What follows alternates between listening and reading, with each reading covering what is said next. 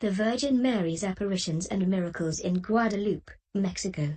By Whitney Hoppeler, updated February 03, 2019. A look at the apparitions and miracles of the Virgin Mary with angels in Guadalupe, Mexico in 1531, in an event known as Our Lady of Guadalupe. Hearing an angelic choir just before dawn on December 9, 1531, a poor, 57-year-old widower named Juan Diego was walking through the hills outside Tenochtitlan, Mexico, the Guadalupe area that is near modern Mexico City, on his way to attend church. He began hearing music as he walked closer to the base of Tepeyac Hill, and at first, he thought the beautiful sounds were the morning songs of local birds in the area. But the more Juan listened, the more the music sounded unlike anything he had ever heard before. Juan started to wonder if he was hearing a heavenly chorus of angels singing. Meeting Mary on a hill, Juan gazed toward the east, the direction from which the music came, but as he did so, the singing faded, and instead, he heard a female voice calling his name several times from atop the hill.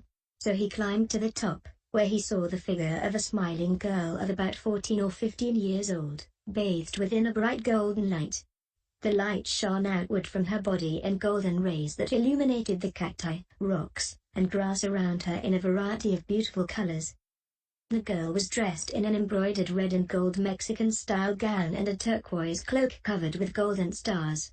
She had Aztec features, just as Juan himself did since he was of Aztec heritage. Rather than standing directly on the ground, the girl stood on a type of platform in the shape of a crescent that an angel held for her above the ground. Mother of the true God who gives life, the girl began speaking to Juan in his native language, Nahuatl. She asked where he was going, and he told her that he had been on his way to church to hear the gospel of Jesus Christ, whom he had come to love so much that he walked to the church to attend daily mass whenever he could. Smiling, the girl then told him, "Dear little son, I love you. I want you to know who I am. I am the Virgin Mary, Mother of the true God who gives life. Build a church here," she continued. "I would like you to build a church here so that I may give my love, compassion, help, and defense to everyone who seeks it in this place, for I am your mother, and I want you to have confidence in me and invoke me. In this place, I would like to listen to people's cries and prayers, and send remedies for their misery, pain, and suffering." Then, Mary asked Juan to go meet with the Bishop of Mexico, Don Fray Juan de Zumárraga, to tell the bishop that Saint Mary sent him and desires a church to be built near Tepeyac Hill. Juan fell down to his knees before Mary and vowed to do what she had asked of him. Although Juan had never met the bishop and didn't know where to find him, he asked around after reaching the city and eventually found the bishop's office. Bishop Zumárraga finally met with Juan after keeping Juan waiting for a long time. Juan told him what he had seen and heard during the apparition of Mary and asked him to start plans for a church to be built on Tepeyac Hill. But Bishop Zumárraga told Juan he wasn't ready to consider such a major undertaking. A second meeting dejected, Juan began the long journey back home to the countryside, and on the way, he encountered Mary again, standing on the hill where they had met before. He knelt before her and told her what had happened with the bishop. Then he asked her to choose someone else to be her messenger, since he had tried his best and failed to get the church plans started. Mary replied, "Listen, little son. There are many I could send. But you are the one I have chosen for this task. So, tomorrow morning, go back to the bishop and tell him again that the Virgin Mary has sent you to ask him to build a church on this place." Juan agreed to go see Bishop Zumárraga again the next day, despite his fears about being turned away again.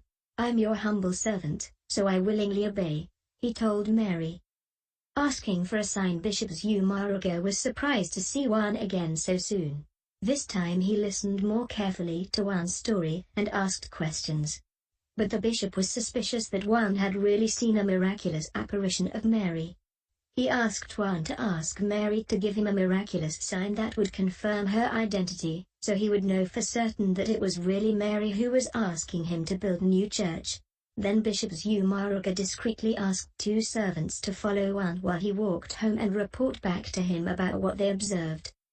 The servants followed Juan all the way to Tepeyac Hill. Then, the servants reported, Juan disappeared, and they couldn't find him even after searching the area. Meanwhile, Juan was meeting with Mary a third time on top of the hill. Mary listened to what Juan told her about his second meeting with the bishop. Then she told Juan to come back at dawn the next day to meet with her once more on the hill. Mary said, "I will give you a sign for the bishop so that he will believe you, and he won't doubt this again or suspect anything about you again.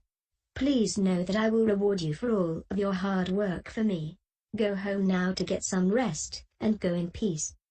Missing his appointment, but Juan ended up missing his appointment with Mary the next day, a Monday, because, after returning home, he discovered that his elderly uncle, Juan Bernardino, was gravely ill with a fever and needed his nephew to take care of him.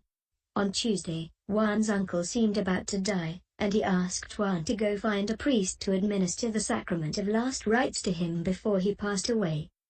Juan left to do so, and on the way, he encountered Mary waiting for him, despite the fact that Juan had avoided going to Tepeyac Hill because he was embarrassed about having failed to keep his Monday appointment with her. Juan wanted to try to get through the crisis with his uncle before having to walk into the city to meet with Bishop Zumarraga again. He explained it all to Mary and asked her for forgiveness and understanding. Mary replied that Juan didn't need to worry about accomplishing the mission she gave him. She promised to heal his uncle. Then she told him that she was going to give him the sign the bishop had requested. Arranging roses in a poncho, go to the top of the hill and cut the flowers that are growing there, Mary instructed Juan. Then bring them to me.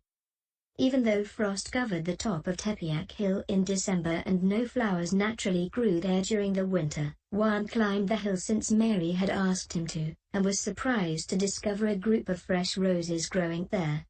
He cut them all and took off his tilma, poncho, to gather them together inside the poncho. Then Juan ran back to Mary. Mary took the roses and carefully arranged each one inside Juan's poncho as if designing a pattern. Then, after Juan put the poncho back on, Mary tied the poncho's corners behind Juan's neck so none of the roses would fall out. Then Mary sent Juan back to Bishop Zumarraga, with instructions to go straight there and not to show anyone the roses until the bishop saw them. She reassured Juan that she would heal his dying uncle in the meantime. A miraculous image appears when Juan and Bishop Zumarraga met again. Juan told the story of his latest encounter with Mary and said that she had sent him some roses as a sign that it was truly her talking with Juan. Bishop Zumarraga had privately prayed to Mary for a sign of roses, fresh Castilian roses, like the kind that grew in his home country of Spain, but Juan wasn't aware of that. Juan then untied his poncho, and the roses tumbled out. Bishop Zumarraga was astonished to see that they were fresh Castilian roses. Then he and everyone else present noticed an image of Mary imprinted on the fibers of Juan's poncho. The detailed image showed Mary with specific symbolism that conveyed a spiritual message that the illiterate native people of Mexico could easily understand, so they could simply look at the image's symbols and comprehend the spiritual significance of Mary's identity and the mission of her Son, Jesus Christ, in the world. Bishop Zumarraga displayed the image in the local cathedral until a church could be built in the Tepeyac Hill area, and then the image was moved there. Within 7 years of the image first appearing on the poncho, about 8 million Mexicans who previously had pagan beliefs became Christians. After Juan returned home, his uncle had completely recovered and told Juan that Mary had come to visit him, appearing within a globe of golden light in his bedroom to heal him. Juan served as the official custodian of the poncho for the remaining 17 years of his life. He lived in a small room attached to the church that housed the poncho, and met with visitors there every day to tell the story of his encounters with Mary.